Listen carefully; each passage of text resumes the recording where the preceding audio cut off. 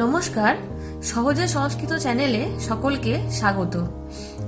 আজকে আমি অনেকদিন পর আবার কারক নিয়ে আলোচনা করতে বসেছি। এর মাঝখানে আমি ভাষাবিজ্ঞান নিয়ে কিছু আলোচনা করেছি, যেগুলো নেট সেটের জন্য খুবই গুরুত্বপূর্ণ। অবশ্যই কারক বিভক্তি যেগুলো আমি আজকে করাবো সেটাও নেট সেটের জন্য গুরুত্বপূর্ণ। সঙ্গে সঙ্গে কলেজের বিভিন্ন পরীক্ষাও, তোমার পরীক্ষাতেও এর থেকে প্রচুর প্রশ্ন তোমাদের আসবে, এবং যাতে করে তোমরা বুঝতে পারো এবং নিজেরাই কারক বিভক্তি নির্ণয় করতে পারো, বুঝতে পারো। তো সেই কারণে আমার এই চ্যানেলটি খোলা, যাতে তোমরা খুব সহজে বুঝতে পারো। যারা এই চ্যানেলটি নতুন দেখছেন তারা আমার এই চ্যানেলটিকে সাবস্ক্রাইব করে বেল আইকনটি প্রেস করে অল নোটিফিকেশনটি অন করতে ভুলবেন না। তো আজকে আমি এর আগের ভিডিওগুলোতে আমি কর্মকারক শুরু করেছিলাম, তারপরে আমি অন্য কিছুতে আলোচনায় চলে গেছিলাম। তো আজকে আমি আবার সেই কর্মকারকের বাকি সূত্রগুলো নিয়ে আলোচনায় আসছি। প্রথমেই দেখো লিখেছি এখানে বার্তিক। বার্তিক বলতে একটু বলে নিই, বার্তিক কি। যারা জানো তো তারা জানো, আর যারা জানো না তাদের জন্য বলে রাখি যে আমাদের সংস্কৃত যে ব্যাকরণ সেটি ত্রিমুনি দ্বারা প্রবর্তিত হয়। তো এই ত্রিমুনির মধ্যে পাণিনি হচ্ছেন সূত্রকার, আর আমাদের কাত্যায়ন হচ্ছে বার্তিককার, আর পতঞ্জলি হচ্ছে ভাষ্যকার। তাহলে সংস্কৃতে ব্যাকরণের ত্রিমুনি বলতে পাণিনি, কাত্যায়ন আর পতঞ্জলি। তাদের মধ্যে বার্তিক, আমাদের এই প্রথমটাই বার্তিক নিয়ে শুরু করছি আজকে। এটি একটি বার্তিক, সূত্র নয়। এই বার্তিক করেছে হচ্ছে কাত্যায়ন। বার্তিক কি সেটি বলে রাখি, যে পাণিনি তো সূত্র করেছেন, তো অনেক উদাহরণ দিয়ে সূত্র করেছেন। অনেক ক্ষেত্রে আমরা দেখা গেছে যে সূত্র দিয়ে সেই উদাহরণগুলোকে মেলানো সম্ভব হয়নি। তো সেই জন্য সেই সূত্রগুলিকে যে উদাহরণগুলিকে মেলানোর জন্য আরো কিছু সূত্র তৈরি করার প্রয়োজন হয়ে পড়েছিল পরবর্তীকালে। তো যেহেতু সূত্র পাণিনি তৈরি করে দিয়েছিলেন, অতএব নতুন করে সূত্র রচনা করা যাবে না। সেই জন্য সেই উদাহরণগুলোকে সাপোর্ট করবার জন্য বার্তিককার, যিনি কাত্যায়ন, তিনি বার্তিক রচনা করলেন। ঠিক আছে, তো সেগুলি হচ্ছে বার্তিক। আমি খুব সহজ করে বোঝালাম, এর আরো ডিটেলস আরো আলোচনা আছে, যাতে যারা প্রথম জানছো তারা জানতে সুবিধা হয়। সেই জন্য বার্তিকটা খুব সহজ ছোট করে একটু বলে দিলাম আমি। এবার আমি আলোচনায় আসবো। দেখো প্রথম বার্তিক দেখাচ্ছি এখানে আমি। অকর্মক ধাতু ভীর যোগে দেশ কাল ভাব গন্তব্য অধ্বা চ কর্মসঙ্গক ইতি বাচ্চন। বাংলা অর্থটি দেখো, অকর্মক ধাতুর যোগে দেশ কাল ভাব মানে ক্রিয়া এবং পথের পরিমাণবাচক ক্রোশ প্রভৃতি শব্দ কর্মসংজ্ঞা হয়। অকর্মক ধাতু, যে সমস্ত ধাতুগুলি অকর্মক, সেই অকর্মক ধাতুগুলির যোগে কিছু কিছু শব্দের উত্তর সেগুলি কর্মকারক দিতে কর্মসংজ্ঞা প্রাপ্ত হয়। অকর্মক ধাতুগুলি অকর্মক, কিন্তু কিছু কিছু শব্দের সঙ্গে যুক্ত হয়ে সেই ধাতুগুলি সকর্মক হয়ে যায়। তাহলে উদাহরণ দেখি, তাহলে বোঝা যাবে আরো। যেমন দেখো কুরুন সপিতি, ঠিক আছে, কুরুন সপিতি দেশবাচক বলেছি আমি। কুরু একটি দেশ, কিন্তু গ্রামবাচক কিন্তু হবে না। কুরু দেশ মানে হচ্ছে অনেকগুলি গ্রাম বা অনেকগুলো শহর নিয়ে যেটি গঠিত, অনেকটা ব্যাপ্তি যার, সেক্ষেত্রে একমাত্র অকর্মক ধাতুর যোগে কর্ম হবে, সেই দেশবাচক। গ্রামবাচকে কিন্তু হবে না। ঠিক আছে, তাহলে দেখো কুরুন সপিতি সব ধাতু, এটি একটি অকর্মক ধাতু। কুরু একটি দেশবাচক শব্দ, এই কুরুর সঙ্গে সব যুক্ত হওয়াতে এই সবটা সকর্মক হয়েছে, সেই জন্য কুরুটা কুরুন হয়েছে, কর্মকারক হয়েছে। ঠিক আছে, পরেরটা দেখো মাসম আস্তে। আস ধাতু একটি আত্মনির্ভরী ধাতু, এটি একটি অকর্মক। এটি মাসম, মাস এই কালবাচক শব্দটি যুক্ত হয়ে এটি সকর্মক হয়েছে। আস ধাতুটি সকর্মক হয়েছে, সেই জন্য মাসম এটি কর্ম হয়েছে। গো দোহম আস্তে, ক্রোশম আস্তে। বোঝা যাচ্ছে কি বলা হচ্ছে এখানে। তাহলে এর পরেরটি দেখো, এর পরেরটি সূত্র অধি সিং স্থাসাং কর্ম। যারা কলেজে পড়াশোনা করছো তাদের জন্য খুব গুরুত্বপূর্ণ এই সূত্রটি, এমনকি যারা নেট সেট দেবে তাদের জন্য খুবই গুরুত্বপূর্ণ। আমি এখানে মোটামুটি সহজ করে ছোট করে বোঝানোর চেষ্টা করছি। যদি তোমরা কেউ আর কি আরো উঁচু স্তরে পড়াশোনা করে থাকো, নেট সেট দিয়ে থাকো, তারা আমাকে বলবে, আমি আরো ডিটেলস আলোচনা করবো এটি নিয়ে। দেখো অধি সিং স্থাসাং কর্ম, এই সূত্রে আধার ও অধিকরণম একটি অধিকরণ করক বিধায়ক সূত্র। এই সূত্র থেকে আধার এই পদ যে অনুবৃত্ত হয়েছে, অনুবৃত্ত কি সেটি আমি অন্য একটি ভিডিও করব। অনুবৃত্ত অনেক বিস্তারিত আলোচনা আছে, সেটি এই মুহূর্তে আলোচনা করতে গেলে আমার এই ভিডিওটি কমপ্লিট হবে না, সেটি আমি অনুবৃত্ত নিয়ে আলোচনাটি এখনই করছি না। এটুকু শুধু বুঝে রাখো যে অনুবৃত্ত মানে হচ্ছে পূর্ব সূত্র থেকে এই বর্তমান সূত্রে আগমন, এটি হচ্ছে অনুবৃত্ত। তাহলে এখানে আধার অধিকরণম এই সূত্র থেকে এই আধার এই পদটি অনুবৃত্ত এই সূত্রে হয়েছে। তাহলে পুরো সূত্রটি হবে হচ্ছে অধি সিং শাসাং কর্ম, আর আধারও আছে, আধারটা উজ্জ। তাহলে সূত্রের অর্থ হবে অধিপূর্বক সি ধাতু, অধিপূর্বক স্থা ধাতু, অধিপূর্বক আজ ধাতুর আধার কর্ম হবে।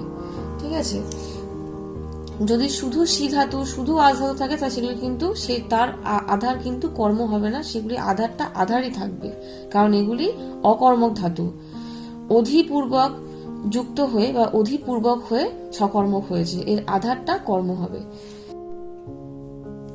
দেখো আমি এই সূত্রটা উদাহরণের সাহায্যে বোঝানোর চেষ্টা করছি খুব সহজ করে।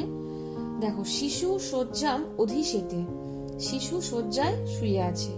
তাহলে এই শুয়ে আছে ক্রিয়াপদকে আমরা প্রশ্ন করছি কোথায় শুয়ে আছে, তার উত্তর আসছে শয্যায়। তাহলে এখানে শয্যা কিন্তু কোথায় স্থান বোঝাতে সবসময় অধিকরণ হয়, কিন্তু এখানে দেখো অধিকরণ না হয়ে কর্ম হয়েছে। তার কারণ এখানে অধি এই উপসর্গটার সঙ্গে সি ধাতু যুক্ত হয়েছে, অধিপূর্বক সি ধাতুর আধার, এটা আসলে আধার অধিকরণে, কিন্তু অধিকরণটা এখানে কর্ম হয়ে গেছে যেহেতু আমাদের এখানে ক্রিয়াপদটি অধিপূর্বক সি ধাতু। পরেরটা দেখো, হরি বৈকুণ্ঠম অধিতিষ্ঠতি, হরি বৈকুণ্ঠে বসে আছে। তাহলে কোথায় বসে আছে, কোথায় অধিতিষ্ঠতি আছে, বৈকুণ্ঠে। তাহলে এখানে বৈকুণ্ঠে হওয়া উচিত ছিল যেহেতু আধার, এটা অধিকরণ, কিন্তু অধিপূর্বক স্থা ধাতু থাকায় এই অধিকরণ না হয়ে গিয়ে কর্ম হয়েছে, সেজন্য বৈকুণ্ঠম, বৈকুণ্ঠে না হয়ে বৈকুণ্ঠম হয়েছে। এরপরটা দেখো, বৃদ্ধ গৃহম অধ্যাস্তে, বৃদ্ধ গৃহে বসবাস করছে মানে রয়েছে। তাহলে কোথায় রয়েছে, বৃদ্ধ গৃহে। তাহলে গৃহে অধিকরণ হওয়ার কথা ছিল, কিন্তু অধিপূর্বক আজ ধাতু যুক্ত হওয়ার জন্য এই অধিকরণটা একটা কর্মকারক হয়েছে। তাহলে দেখো এখানে কিন্তু তোমরা যারা কলেজে পড়াশোনা করছো তোমাদের কিন্তু এখান থেকে প্রশ্ন আসে যে উদাহরণ দাও, অধিকরণে কর্ম হয়েছে এরকম যে কোনো একটি উদাহরণ দাও। তাহলে এটি কিন্তু অবশ্যই সেরকম উদাহরণ যে আধারে কর্মের উদাহরণ কোনটি, শিশু শয্যা মুদিশেতে। আর একটা জিনিস বলে দিই যে ধরো তোমাদের পরীক্ষায় এরকম ভাবে এলো যে শিশু শয্যা মুদিশেতে, শয্যারে তো আন্ডারলাইন করা আছে যে কোন কারক বিভক্তি হয়েছে, সেক্ষেত্রে আমি একটাই বলে দিচ্ছি, বাকিগুলো তোমরা ঠিক এরকম ভাবেই করবে, উত্তরটা ঠিক এরকম ভাবেই লিখতে হয় কমপ্লিট ভাবে, তাহলে নাম্বারটা পুরো পাওয়া যায়। এরকম ভাবে লিখবে, বলছি তোমরা লিখে নেবে খাতায় দেখে। আলোচ্য সূত্রে অধি সিং স্থাসাং কর্ম সূত্রানুসারে কর্মকারক হয়েছে এবং কর্মণি দ্বিতীয়া সূত্রানুসারে দ্বিতীয়া বিভক্তি হয়েছে। প্রত্যেক কটা সূত্র ঠিক যেরকম আছে ঠিক সেরকম ভাবে ঠিক এরকম ভাবে কমপ্লিট লিখবে। আর একটা জিনিস বলে দিই, সেটা হচ্ছে কর্মকারক, যে কটি কর্মকারক আছে সবকটির যে মূল বিভক্তি বিধায়ক সূত্র, মূল যে বেস সূত্র সেটা কিন্তু কর্মণি দ্বিতীয়া। এছাড়া দ্বিতীয় বিভক্তি বিধায়ক আরো অনেক সূত্র আছে, কিন্তু মূল সূত্র হচ্ছে কর্মণি দ্বিতীয়া। এরপরের সূত্রে আমরা চলে আসি। এরপরের সূত্রটিও খুবই গুরুত্বপূর্ণ, অভিনিবিশস্য। এই আলোচ্য সূত্রে বলে রাখি যে আধার অধিকরণম এই সূত্র থেকে আধার পদটি অনুবৃত্ত হয়েছে, আর অধি সিং স্থাসাং কর্ম থেকে কর্মপদটি অনুবৃত্ত হয়েছে। তাহলে অভিনিবিশস্য আধার কর্ম, আধারের কর্মটা এখানে উজ্জ্বল আছে, শুধু অভিনিবিশস্য এইটুকুই বলা আছে। ঠিক আছে, অর্থ দেখো, অভিপূর্বক নিপূর্বক বিষ ধাতু, ধাতুটা অবশ্যই বিষ ধাতুর আধার কর্ম হবে। ঠিক আছে, আর একটা জিনিস বলে রাখি যে এই অভিনিপূর্বক বিষ ঠিক এরকম ভাবে ক্রমানুসারে থাকলে তবেই কিন্তু তার আধারটা কর্ম হবে, অন্য কোনো ভাবে থাকলে কিন্তু হবে না। ধরো আগে নি আছে পরে অভি আছে, বা হয়তো শুধু অভি আছে নিটা নেই, এরকম ভাবে থাকলে কিন্তু হবে না। ঠিক এই ক্রমানুসারে থাকবে তবেই অভিনিবিশতে হলে তার আধারটা কর্ম হবে। যেমন দেখো উদাহরণ দিয়েছি, সাধু সন্মার্গম অভিনিবিশতে, সাধু সন্মার্গে অবস্থান করছে। তাহলে কোথায়, সন্মার্গে, এটা অধিকরণ হওয়া উচিত ছিল আধার, সন্মার্গে হতো, কিন্তু যেহেতু অভিপূর্বক নিপূর্বক বীজ ধাতু এটি থাকার জন্য এর অধিকরণটা কর্ম হয়েছে। তাহলে একইভাবে এরকম ভাবে লিখবে যে আলোচ্য সূত্রে অভিনিবিশস্য সূত্র অনুসারে কর্মকারক হয়েছে এবং কর্মণি দ্বিতীয় সূত্র অনুসারে দ্বিতীয় বিভক্তি হয়েছে। আবার এটা কিন্তু আধারে কর্ম এর যে উদাহরণ সেটারও কিন্তু একটা উদাহরণ, অধিকরণের কর্ম কিন্তু এই উদাহরণটাও বলা চলে।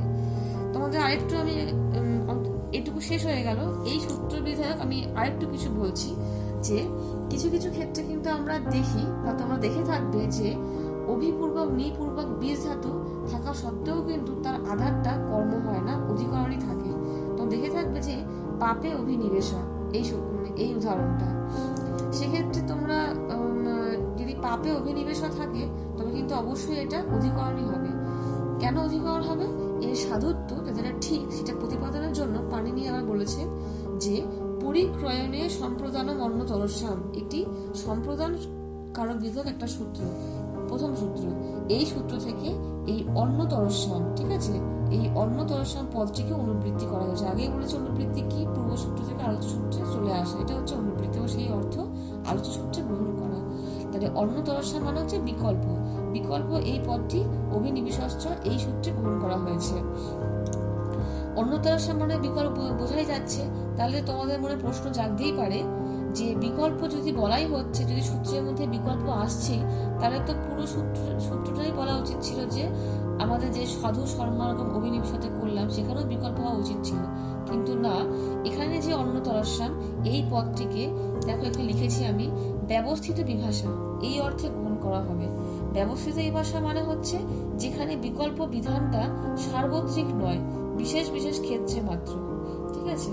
তাহলে সাধু সন্মানগম অভিনিবেশতে যেটা আমি আগে দেখালাম, দেখো এখানটায় সাধু সন্মানগম অভিনিবেশতে এখানে যে অভিনিপূর্বক বীজ ধাতু আছে তার যে আধারটা কর্ম হয়েছে এটা নিত্য কর্ম, এটা কর্মই হবে, এটা আধার হবে না। আবার এখানে দেখো আমি যেটা বলছি যে পাপে অভিনিবেশ, ঠিক আছে, এখানেও কিন্তু অভিপূর্বক নিপূর্বক বীজ ধাতু রয়েছে, কিন্তু তার আধারটা আধারই রয়েছে, এটাও নিত্য অধিকরণ। এখানে এই অধিকরণটা কোনোদিনই কর্ম হবে না, শুধুমাত্র এই উদাহরণের ক্ষেত্রে, মনে রাখবে। তাহলে তোমাদের শুধু বোঝানোর জন্য আমি এত ডিটেলসে আমি গেলাম। তোমরা যারা কলেজে পড়াশোনা করছো তাদের কিন্তু এত ডিটেলস হয়তো বা আসবে না, তাদের হয়তো এটা দিয়ে দিতে পারে যে পাপে অভিনিবেশ এখানে কোন কারক বিভক্তি হয়েছে।